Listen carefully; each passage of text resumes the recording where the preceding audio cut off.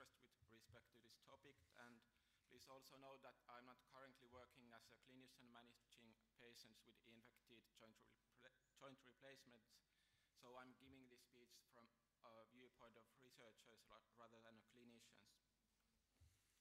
I suppose you are all familiar now with reasons for this speech, and in short, it can be said that infections are or are becoming the most frequent mode of failure of knee replacements, and they usually lead to prosthesis failure very early, as indicated in the two previous presentations.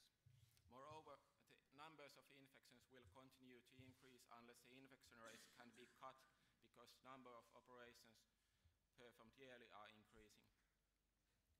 I won't go into the details of pathogenesis in detail, but it is important to notice that occurrence of an infection is a result from complex interactions between different patient-related factors, perioperative environment, which relates to the risk of wound contamination, and characteristics of the infecting pathogen.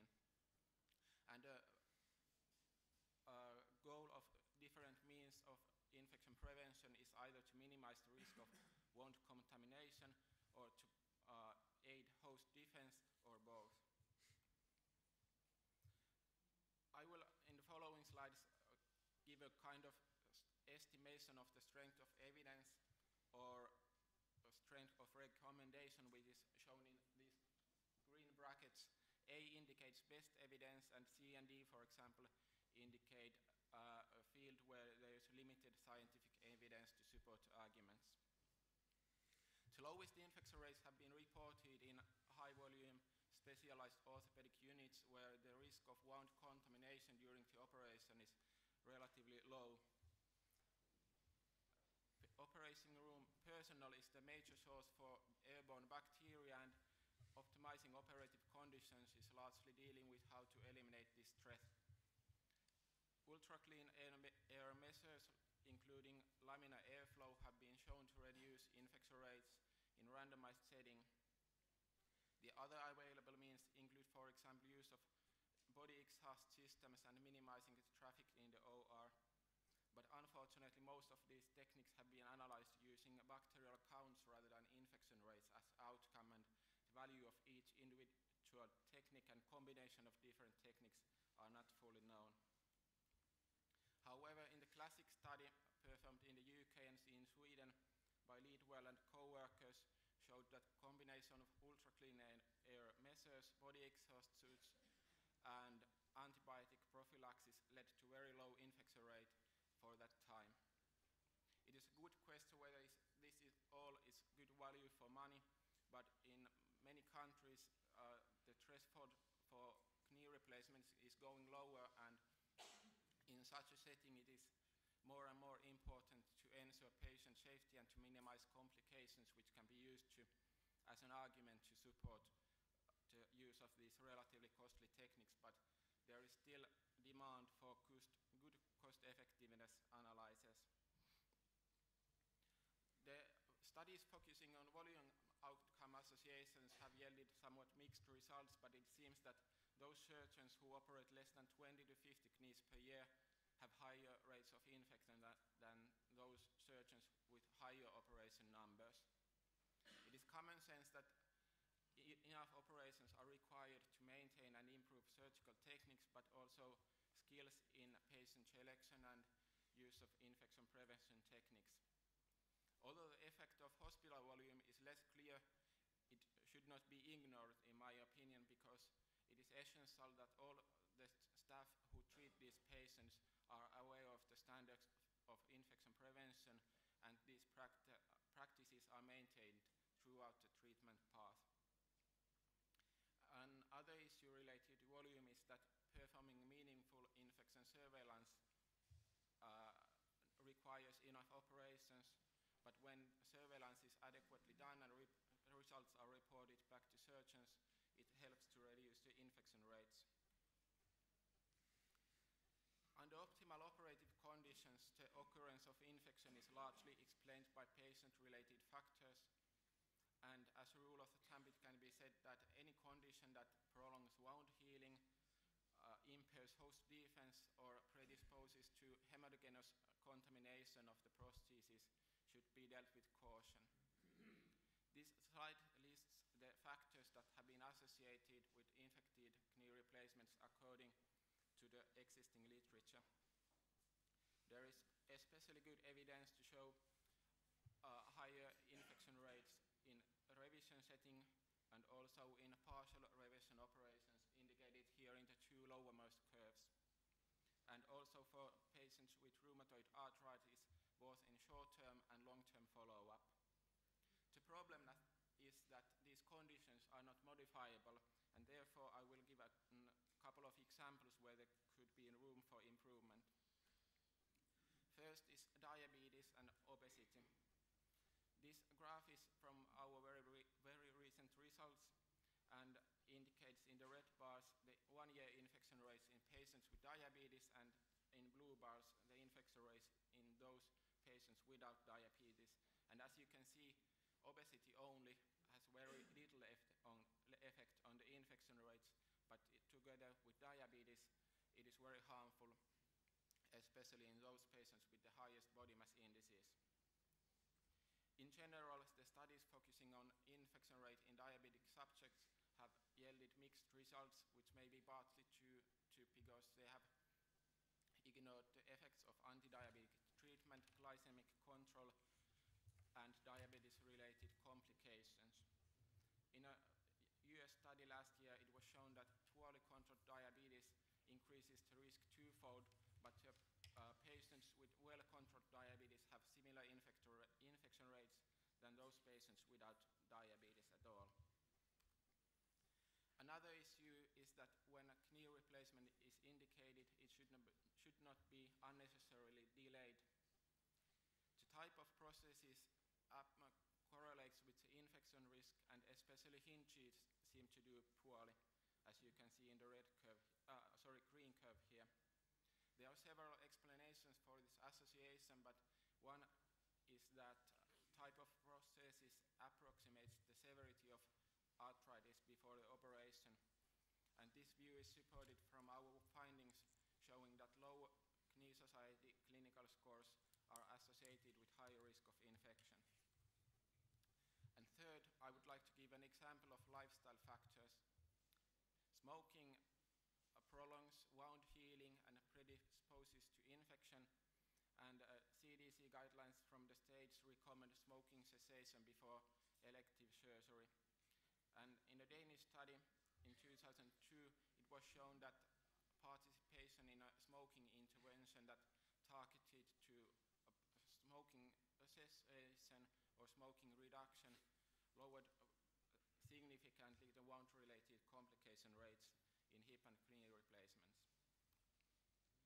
In any patient undergoing joint arthroplasty, all ongoing infections that may lead to bacteremia must be identified and treated before the operations. However, it is relatively unlikely that dermatophytosis and other superficial infections and asymptomatic bacteriuria, which is very common especially in elderly females, would be significant contributions to the infected knee replacements.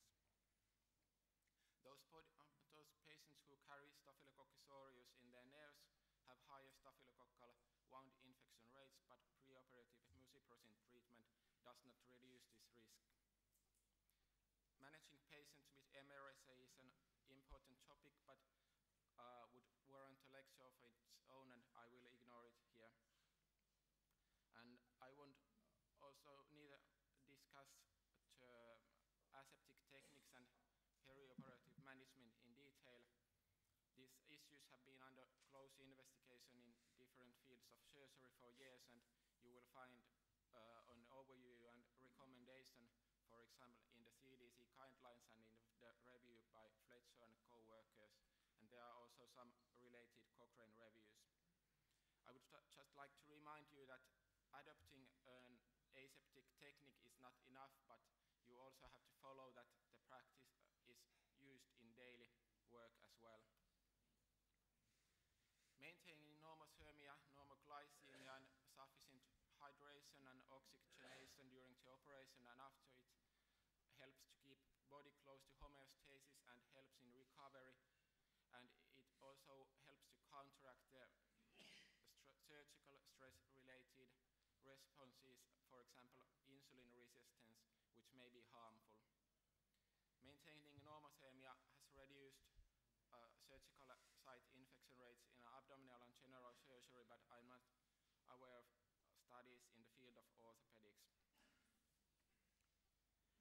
Postoperative hypoglycemia has been under close investigation, especially in cardiac surgery, and it's a common phenomenon also in knee and hip replacements. This figure is from a study of hip and knee replacements in patients who did not have diabetes. And in that study, only 1/4 of the patients remained normoglycemic during the observation period. And the remaining 3/4 developed hypoglycemia during the day of operation, which is indicated here in the black bars, and the glucose levels remained high for at least 2 days. But it's not currently known whether this translates into higher risk of infections as it does in cardiac operations. What comes to the use of drains, a recent Cochrane review found no evidence to a direction or another, and when excess anticoagulation is avoided and care is taken about good hemostasis, the role of drains is questionable. And what can be said for sure is that if drain is used, it should be removed during the first post-operative day. Maybe the best available evidence is to support the use of intravenous antibiotics in the prevention of infected hip and knee replacements.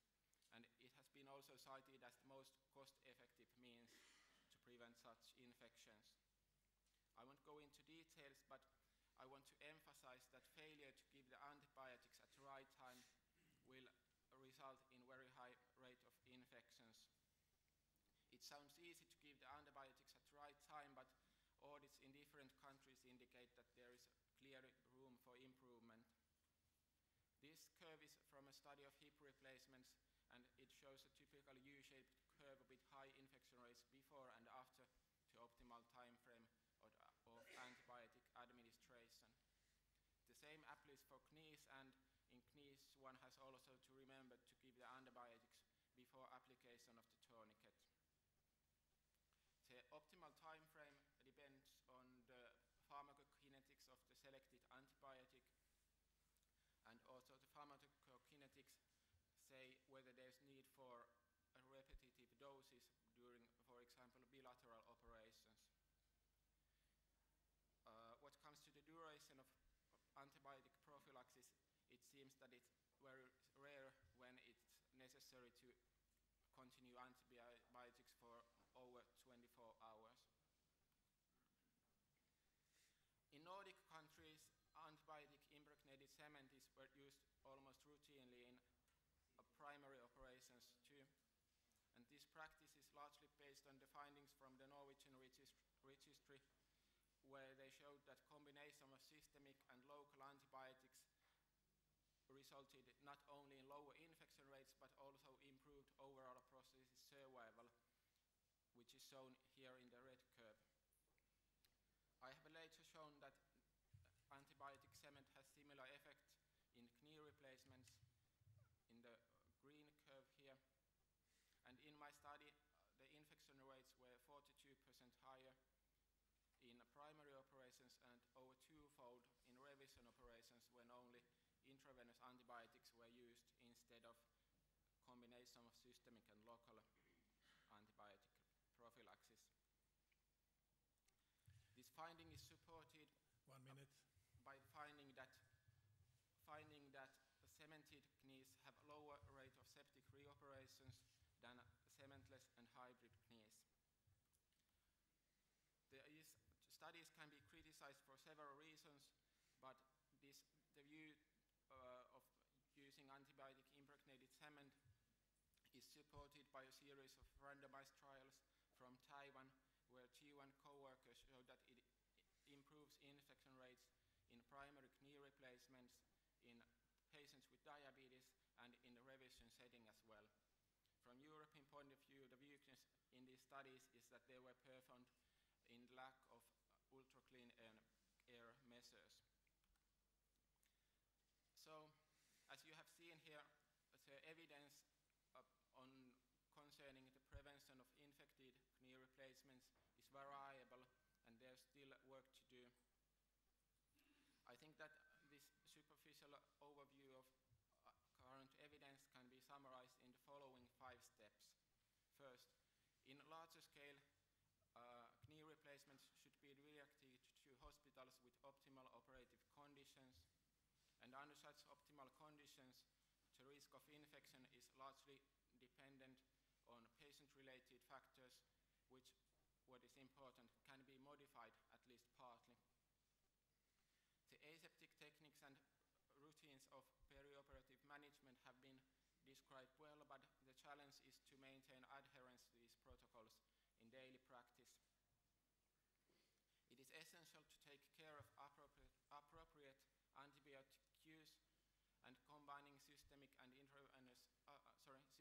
local antibiotics may help to reduce the infection rates, and this combination may help to counteract the errors made in the earlier steps as well. Finally, I'd recommend routine surveillance for infection rates because it is a useful tool to motivate the staff in infection prevention and also to identify the weaknesses in current